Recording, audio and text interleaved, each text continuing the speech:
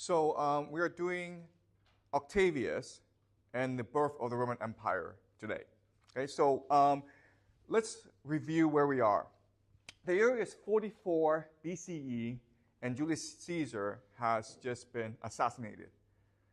And the three main conspirators, there are 60 senators, but the three main conspirators are Marcus Brutus, who is considered the leader of the conspiracy, Cassius, and Decimus Brutus. Okay? And after they assassinated Caesar, obviously Rome is in turmoil. And Mark Antony, who is currently the consul or the head of state in Rome, he reaches an agreement with these conspirators. And the agreement is this. Mark Antony, who is a staunch ally of Julius Caesar, he will not seek retribution. And in return, the conspirators will declare that Caesar was not a tyrant. He did not want to become king. Okay? So a peace settlement was reached to avoid a civil war.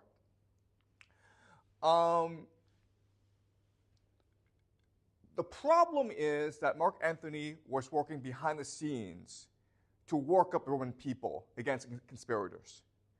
And eventually, public sentiment was so much against the conspirators that they had to flee to the provinces. Okay?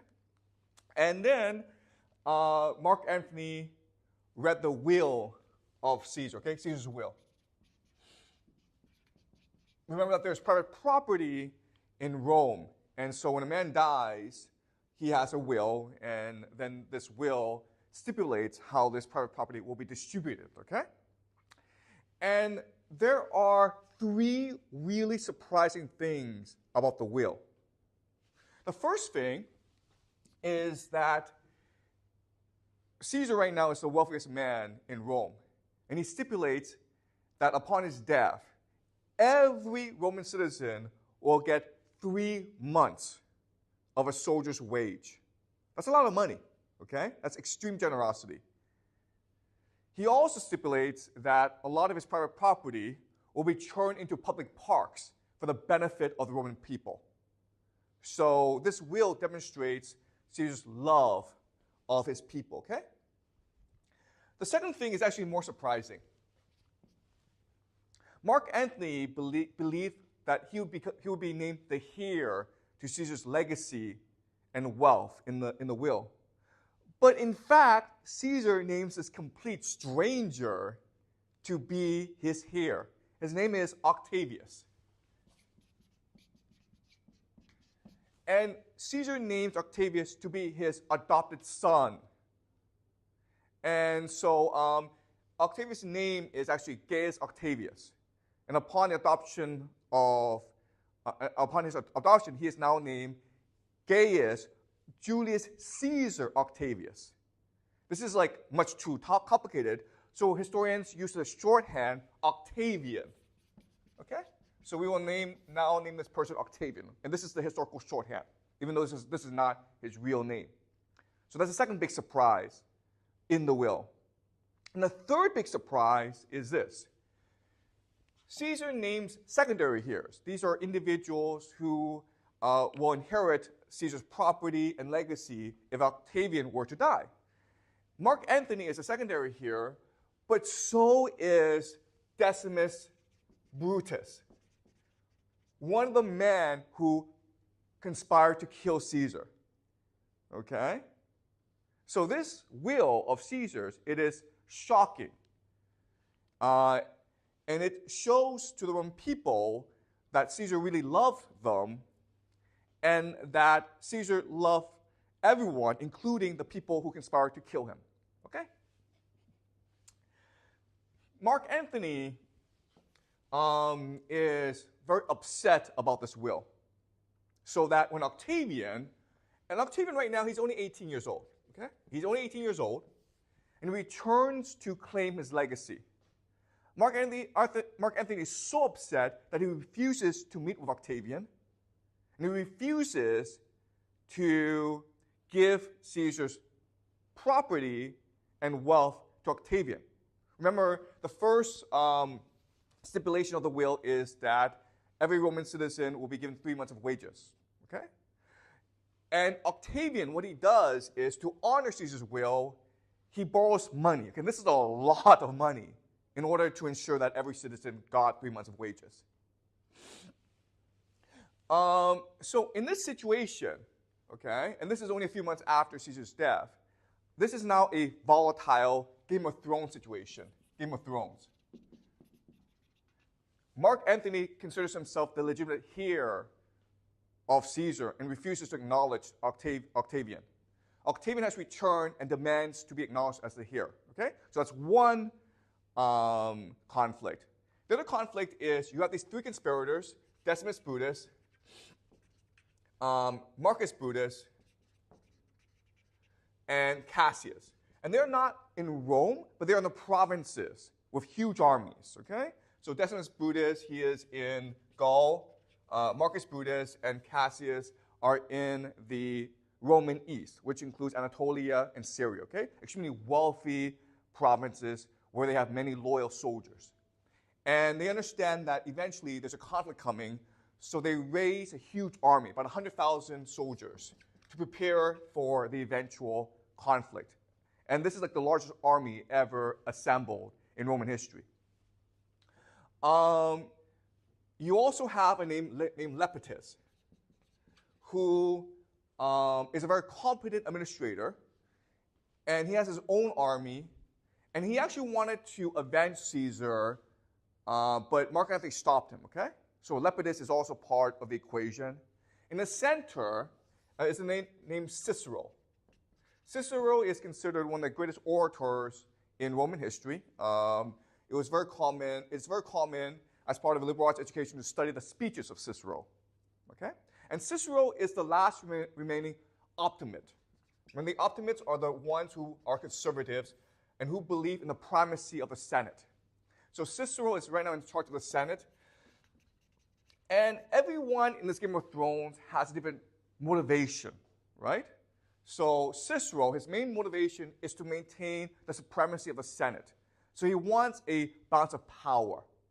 So what he will do is he will play everyone off against each other in order to maintain the supremacy of the Senate and therefore his authority.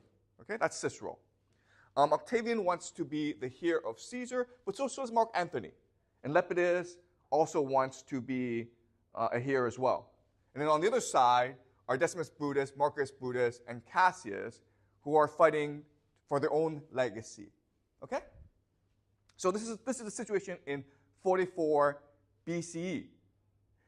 And it's a Game of Thrones situation, and you would expect the one who would most likely lose this Game of Thrones would be Octavian, right? He's 18 years old, he's got no army, and he has no allies in Rome. But what happens over the next 15 years is, one by one, Octavian destroys all his enemies. What happens first is that Mark Antony goes to war with Decimus Brutus. Decimus Brutus is in charge of Gaul, and Mark Antony wants the armies of Decimus Brutus.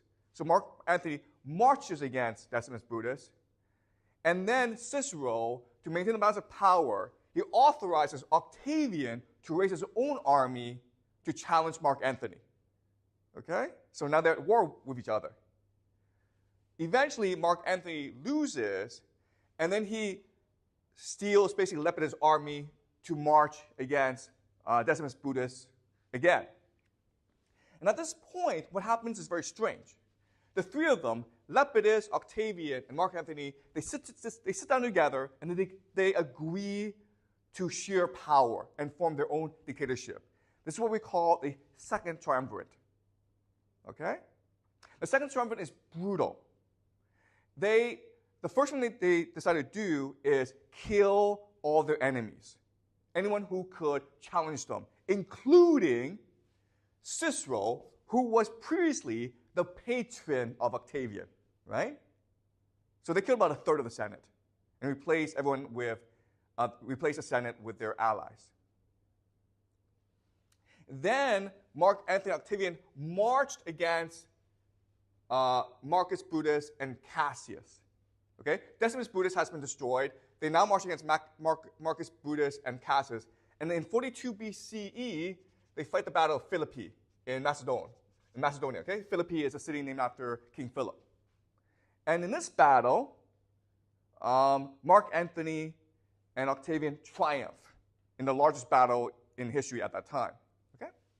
And after this battle, where Marcus Brutus and Cassius are killed, Octavian, Mark Antony, and Lepidus agree to share the world. So Octavian would get Rome, Lepidus would get Northern Africa, and Mark Antony would get Egypt and the Near East, Anatolia, Syria. So Mark Antony basically gets the lion's share of the Roman world, okay? And they agree to share it. Then what happens is Lepidus comes into conflict with Lepidus comes in conflict with Octavian, and Octavian gives a speech to Lepidus soldiers who all defect over to Octavian. Then Octavian comes in conflict with Mark Antony. And in 31 BCE, at the Battle of, what's that battle called again? 31, Actium in Greece.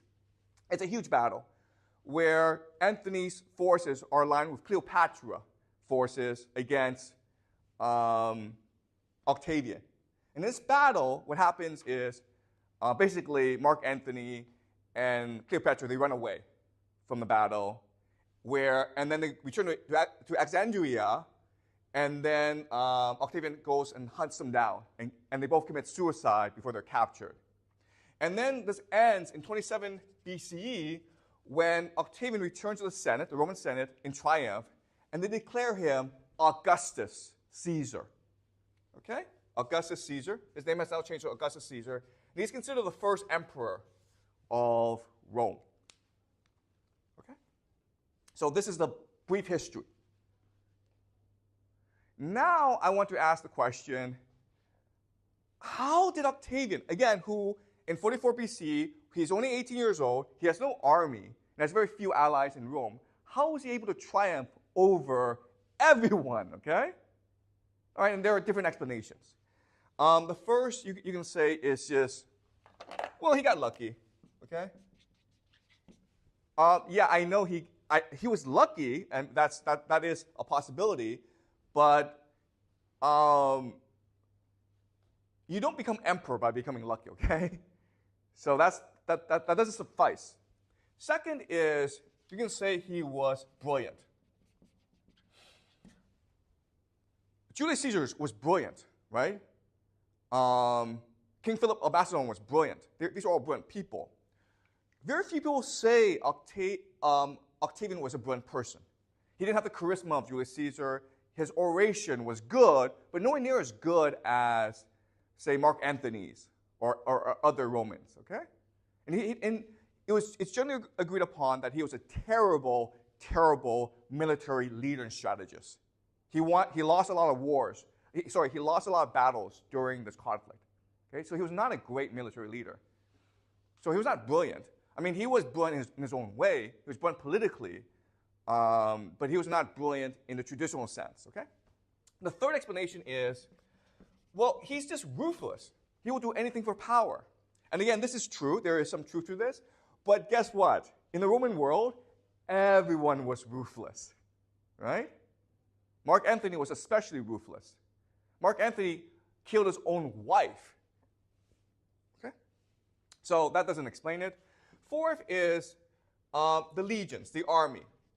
They remembered Caesar, Julius Caesar, and now that Octavian is considered the son of Julius Caesar, the legions swore loyalty to him. And that is true. Okay? But they also swore loyalty to Mark Antony. And you can argue Mark Antony had a stronger claim to Caesar's legacy than Octavian. So that by itself doesn't explain it either. Next explanation is Marcus Agrippa. And Marcus Agrippa is considered Octavian's partner. And he was considered a great general. And it was actually Marcus Agrippa who was responsible for all of Octavian's major military victories, especially the Battle of Actium, which basically ended the Civil War. And this, again, is true. Marcus Agrippa is a brilliant military leader. But so were Cassius, Decimus. Okay? There were other brilliant military leaders. The other issue is that in this ruthless world of Roman politics, how could Octavian trust Marcus Agrippa? And why did Marcus Agrippa stay loyal to Octavian? Okay? Okay, so these are 5 explanations, and there's all some truth to that. Okay? But I want to offer you today another explanation. And the explanation is this. The death of Caesar allowed Octavian to become emperor. Okay?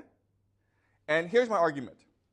Remember last class, we said that Caesar, his greatness was in his myth-making genius. He created a myth of himself that he was a man of destiny who would save the Republic.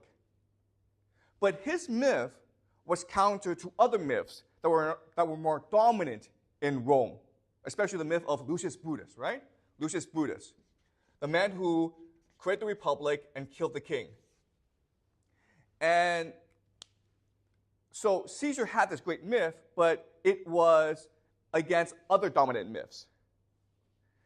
When Caesar was killed, it made his myth the dominant myth of Rome.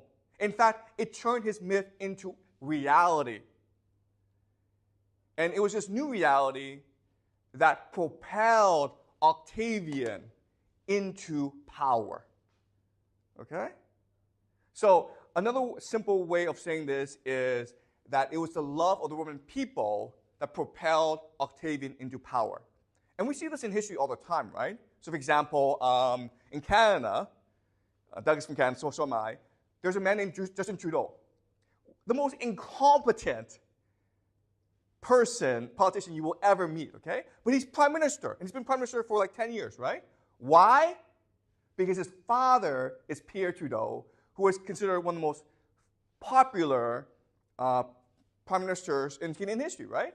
So it was basically people transferring their love of Pierre Trudeau onto the son.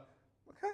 So that's one example. The other example, of course, in America is George W. Bush, right? Whose father was George H.W. Bush, who was considered, a very good president.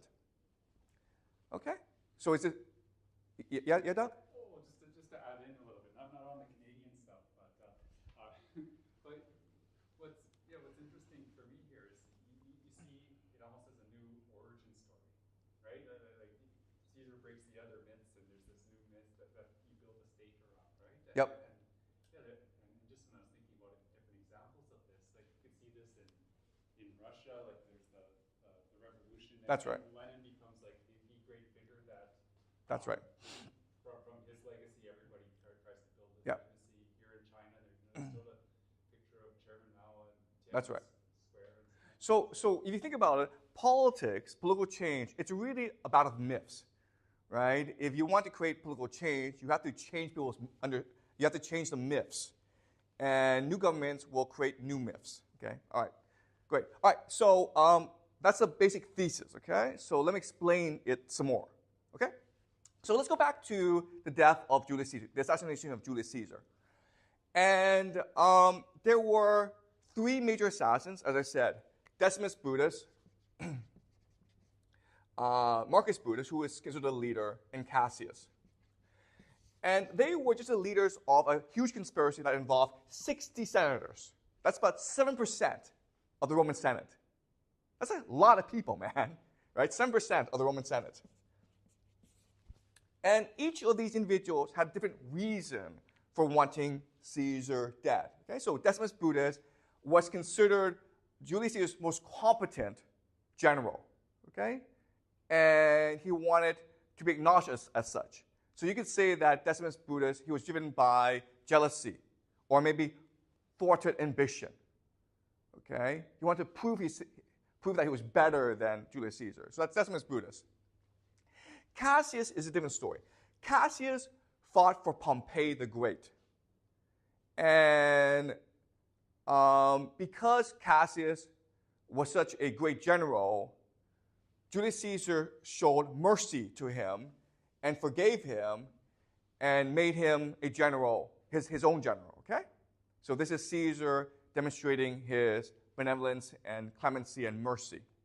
The problem is that in the Roman world, mercy is not considered a good thing, okay? So by showing mercy on Cassius, Cassius could have interpreted this as Caesar showing contempt for him. Caesar didn't really see him as a threat, okay? And so Cassius might have been motivated by a sense like a desire for vengeance, right? Marcus Brutus is the most interesting the most interesting person here. And actually, Shakespeare wrote a play about Marcus Brutus called Julius Caesar, okay? But it was really about Marcus Brutus.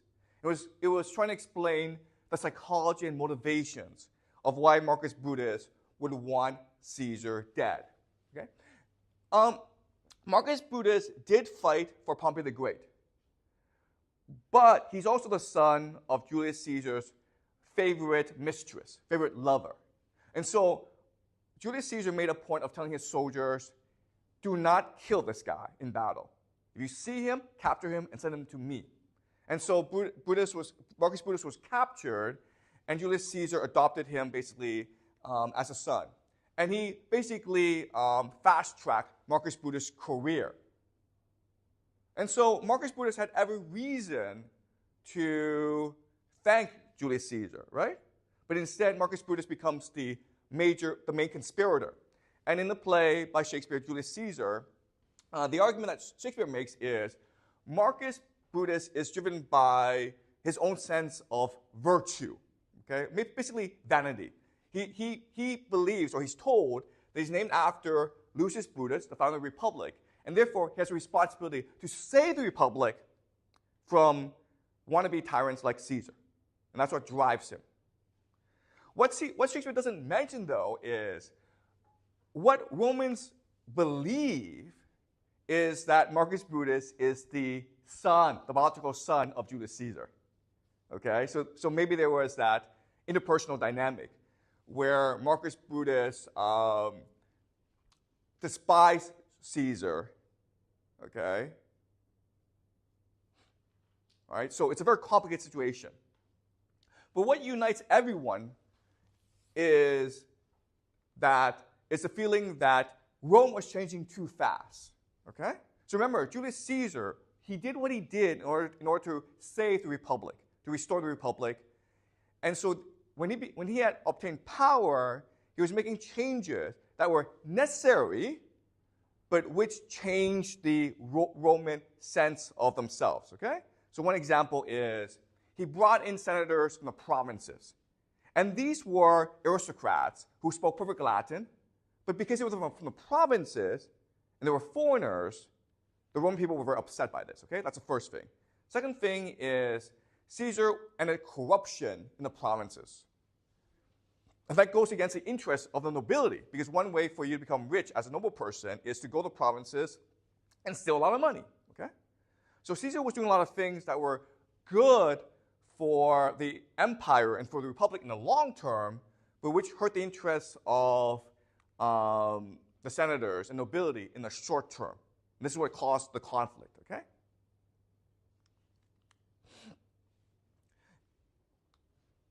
And because Caesar was so fast and so effective in his reforms, it not only sort of disturbed the nobility, but also disturbed the people as well. Because Romans are very conservative. They were not used to all these changes happening so fast.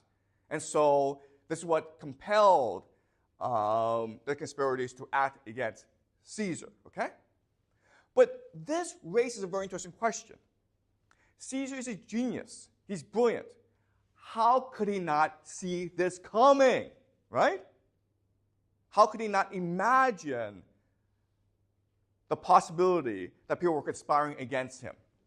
And the answer, okay, and this is hard for us to understand today, but it was unimaginable that they would conspire to kill Caesar in the Senate. Okay? So there are lots of taboos in Rome. One major taboo is the idea of the promerium. Okay? The promerium just means the boundary of Rome. And the idea here is that Rome, the city of Rome, the physical geographic space of Rome, it is sacred and divine. It is protected by the gods. And therefore, you are not allowed to bring weapons into Rome. Okay? If you're a soldier, you must come in as a private citizen. You're not allowed to come in as a soldier. You are not allowed to commit acts of violence within the promerium. Otherwise, the gods will spite you. The gods will take vengeance against you, okay? So that's the first taboo. Second taboo is this. The Senate is considered the most sacred and divine space in the entire, in all of Rome. And so no one's allowed to bring weapons. No one's allowed to commit violence in the Senate, okay? Also, the Senate's laws are basically the laws of the gods. And the Senate declared the body of Julius Caesar to be sacrosanct, okay? Meaning divine and sacred. You are not allowed to touch the body of Julius Caesar. Okay? The third thing is that everyone in the Senate was personally appointed by Julius Caesar. So everyone owed their good fortune to the generosity of Julius Caesar. Okay, do you understand? It was just unimaginable for Julius Caesar to think that his friends could be conspiring against him. Okay? Does that make sense so far, guys? Okay, it was beyond the imagination of Julius Caesar. But if this is true, then something else is true, which is that Julius Caesar did not want to become king. Because being king was the ultimate taboo in Rome. Does that make sense? Julius Caesar could not imagine that Brutus would kill him because he, like all Romans, believed in these taboos. And the ultimate taboo was Rome should never have a king. So he himself did not want to become king. He was behaving very arrogantly. He was behaving like a king, but he would not become king himself because it would go against the Roman Republic. It would defy all the taboos of the Roman Republic. Okay? And also, before Caesar, there was also another dictator named Sulla. Okay? And the example of Sulla is he's a man who comes into power, kills all his enemies, and then he retires. Okay? He could become king, but he chose to not become king because to become king would mean the death of the republic. And that's the taboo, that's a Rubicon he refused to cross. Okay? So we can imagine that Caesar saw himself as a better Sulla, okay? As a more merciful Sulla. He would not kill his enemies, he would show generosity to his enemies, and he would restore the republic to its greatness. He would make the necessary reforms, and then he would retire and leave the republic as it was. Okay? Okay, does that make sense? All right. So, it was unimaginable for Caesar to think that he'll be killed. And also what's interesting is, what do you think happened to these three individuals after they killed Caesar? Right? They killed Caesar because they feared Caesar would become king. But after they killed Caesar, what they recognized is they could only kill Caesar because Caesar did not want to become king. Right? Otherwise, Caesar would surround himself with bodyguards. Otherwise, Caesar would not make himself available to his enemies.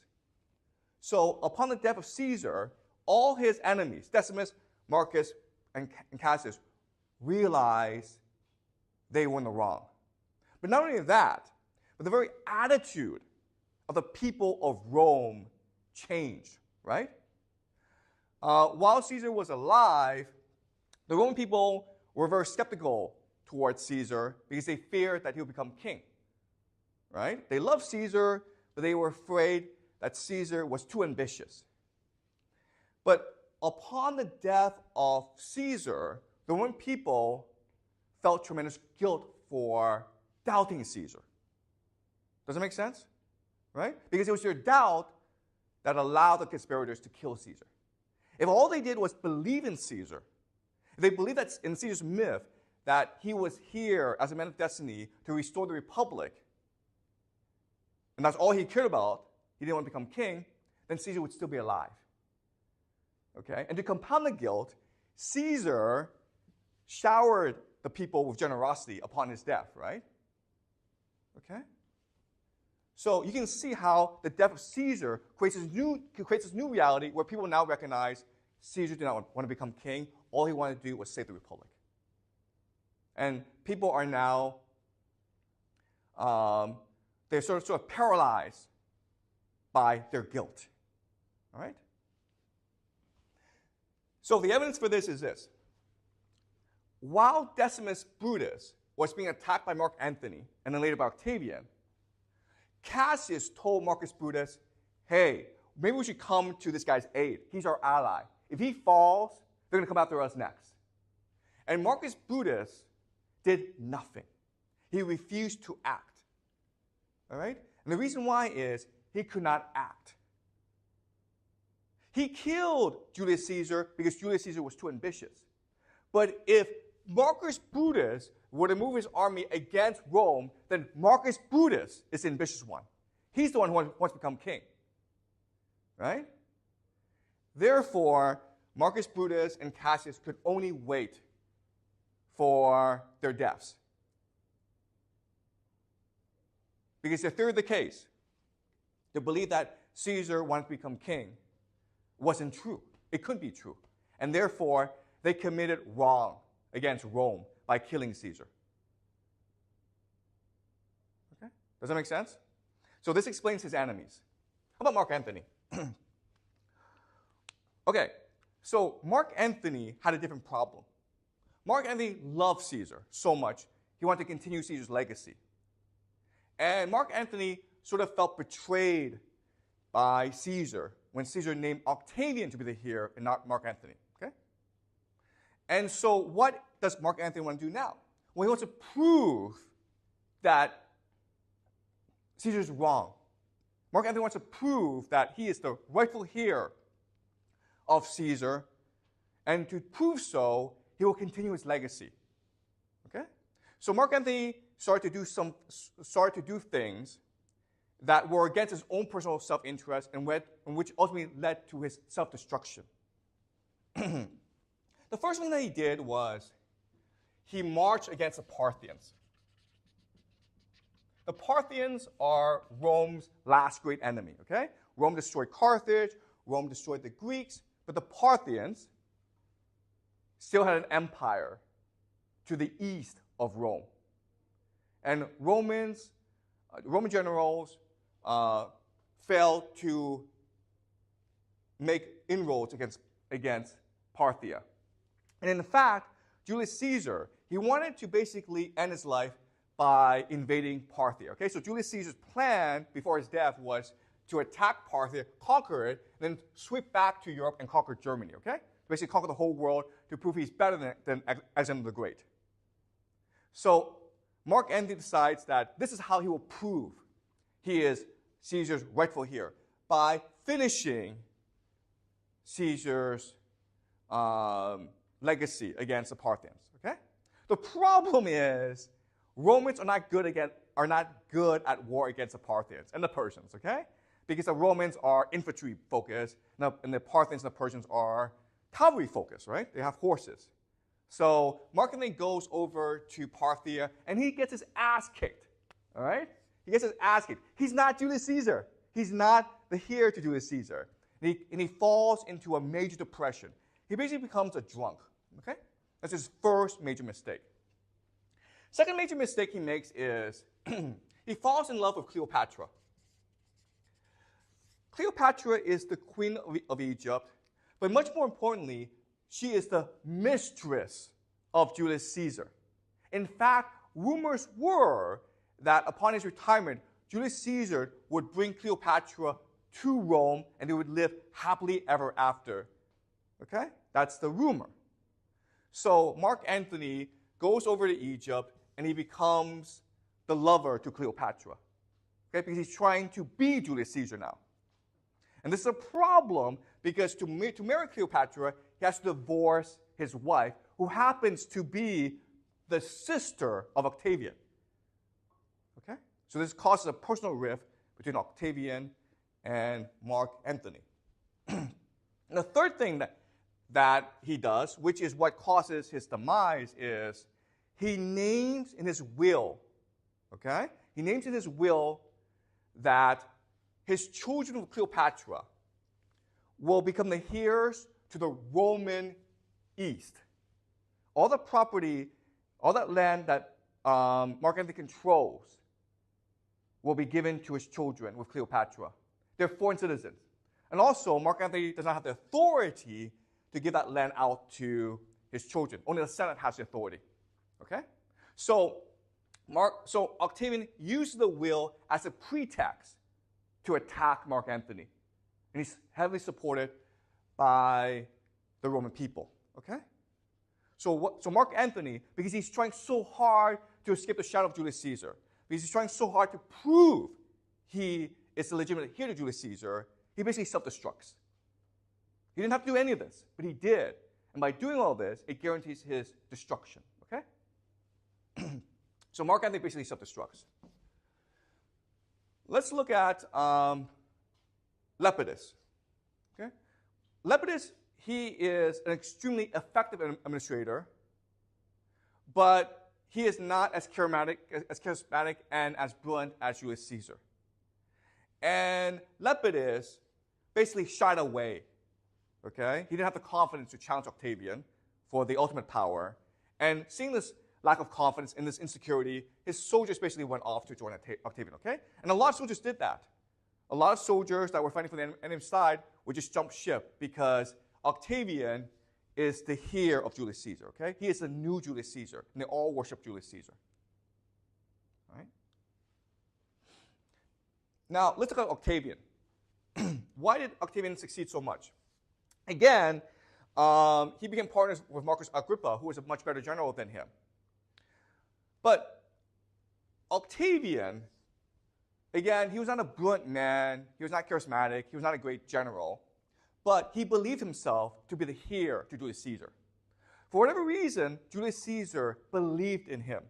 And therefore, he had a responsibility to finish the legacy of his father, okay, which is to restore the Roman Republic. And that meant he had to do whatever sacrifice was necessary in order to do so, okay? So the difference between Octavian and the others was he acted. He wasn't very successful, but he was willing to act, whereas Marcus Brutus was not willing to act. And when you act, sometimes you will succeed, okay? And only a few successes will allow you to become the emperor of Rome. He was driven by the fact that he believed himself to be the heir of Julius Caesar. He was a son of Julius Caesar. Julius Caesar believed in him. Therefore, he has a responsibility to restore the Republic. And that's why he trusted Marcus Agrippa. Okay?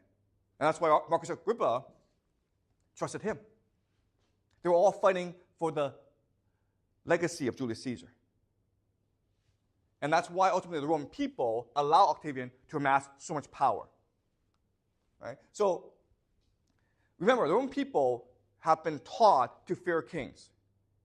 But over time, Octavian was in power for 40 years. Okay? Augustus Caesar was in power for 40 years. Over time, he became even more powerful than a king. This is what he did. He amassed all powers to himself. After he conquered Egypt, he made Egypt into his own personal property. Okay? This was his private estate.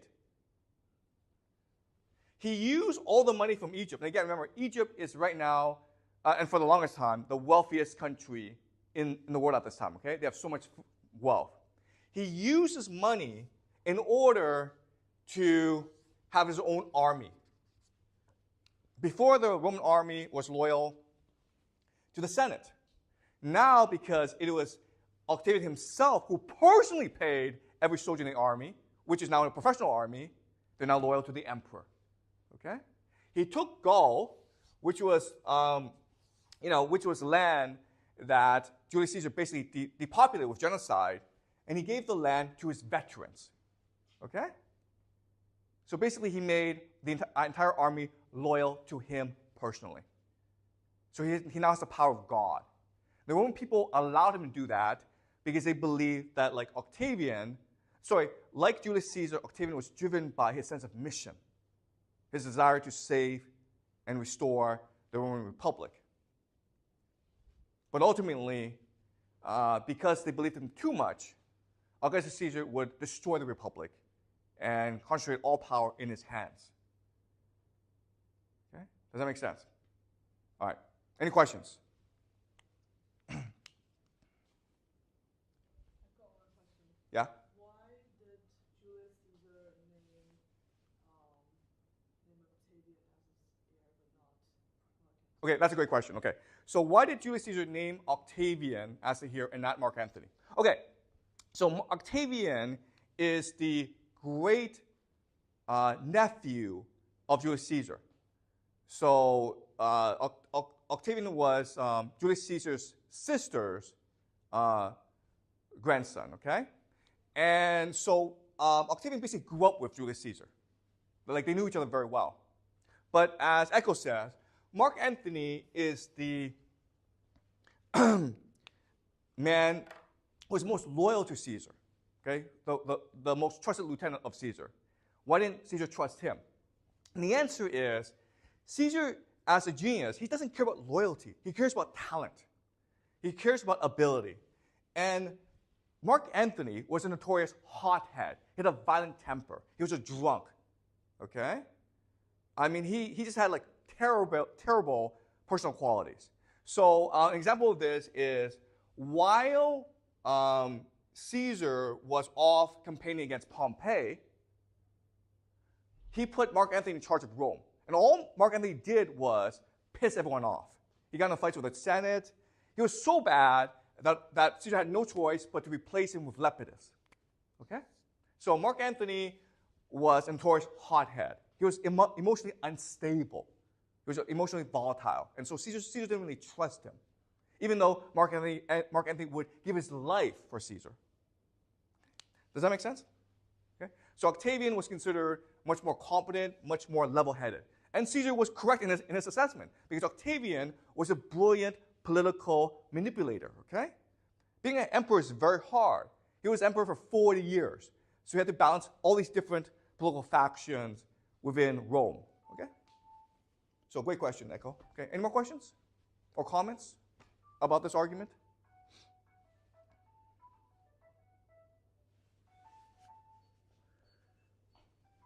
Is it all clear? I can just make a comment to say something. Sure. Give you a great. You were talking about how taboo it would be to kill someone in the Senate. Yes, right? That's right.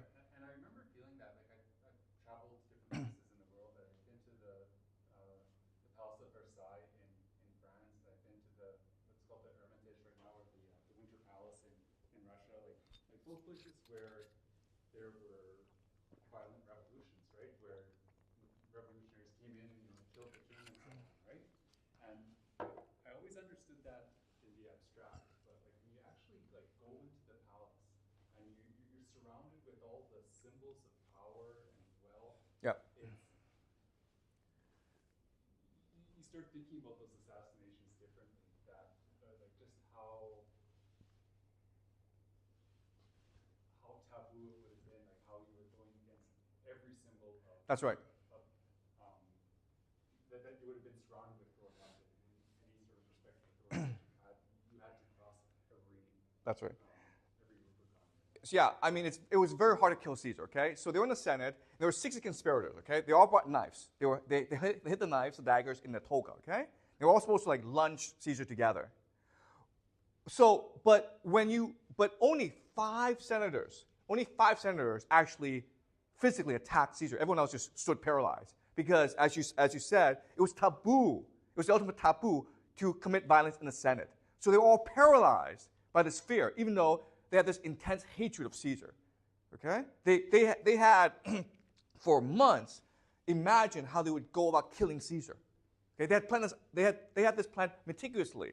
But when it came to actually acting it out, they couldn't do it. Only 5 actually managed to take out their dagger and stab Caesar. In fact, the first person who attacked Caesar stood behind Caesar while Caesar was talking to the Senate, and he was shaking, okay? And he only managed to pinprick Caesar in the back. Okay? This is where we get the idea of backstabbing from. Okay? So, and Caesar didn't really notice. He was like, "Hey, what are you doing, man?" Okay? Caesar wasn't really hurt by this. Even Caesar, even though he was being attacked, could not imagine that anyone would be so bold enough to break all these taboos and attack him. Okay? So, I mean, it was an incredible act that forever changed Roman history. All right? It was just unimaginable that anyone could attack anyone in the Senate, like physically. Okay? Especially the dictator, the Julius Caesar, who was considered divine and sacred by the Roman people. Okay? So it was an incredible act of violence. Okay? And only 5 people actually participated in attacking him.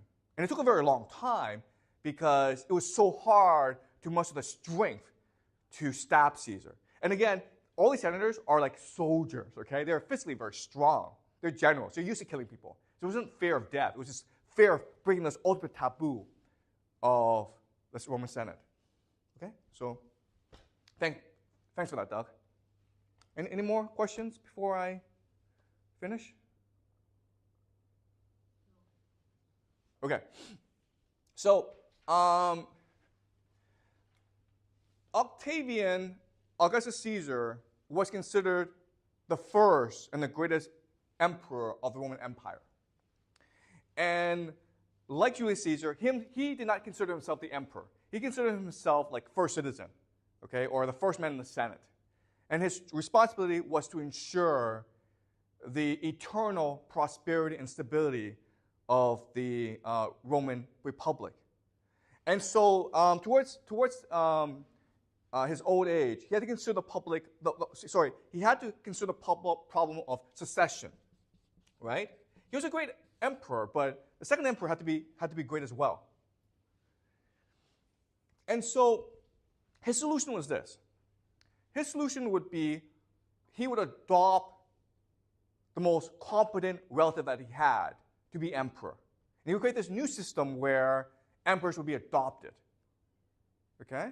So the best man in Rome would always be adopted into the imperial throne. And Augustus Caesar had the perfect man. His name was Germanicus. Germanicus was very much like Julius Caesar. Brilliant speaker, loved by his soldiers. The problem was that he was too young, okay? Germanicus was too young. So he needed a transition. And so he appointed his stepson, Tiberius, who was pretty old at this point, okay, to be the transition. Tiberius was not charismatic. He was not very popular, but he was competent. He was a competent administrator. He'd be emperor for like 5 to 10 years. And then when Germanicus came of age, then Germanicus would inherit the throne. And he'd be a good emperor.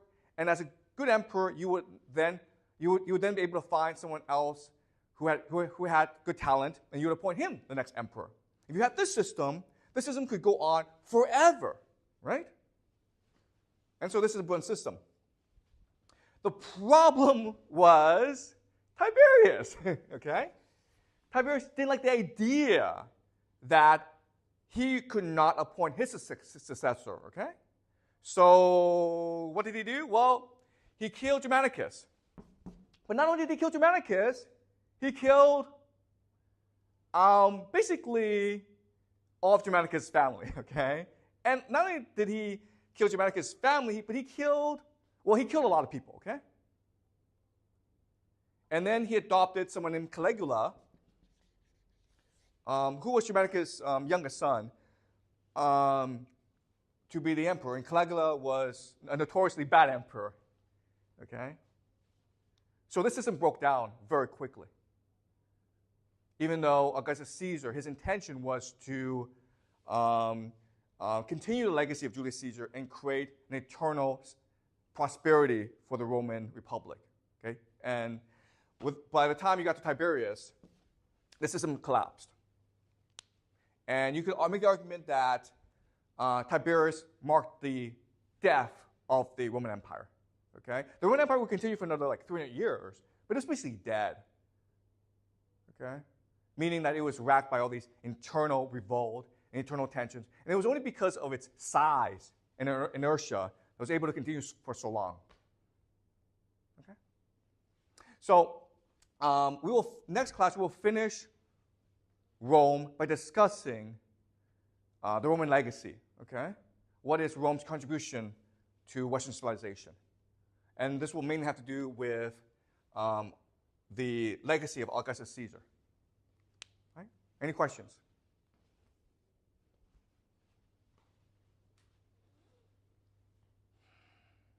Okay, all right, great. So we will finish with Rome next class, and then we'll start Egypt. Okay, and Egypt will be a lot of fun.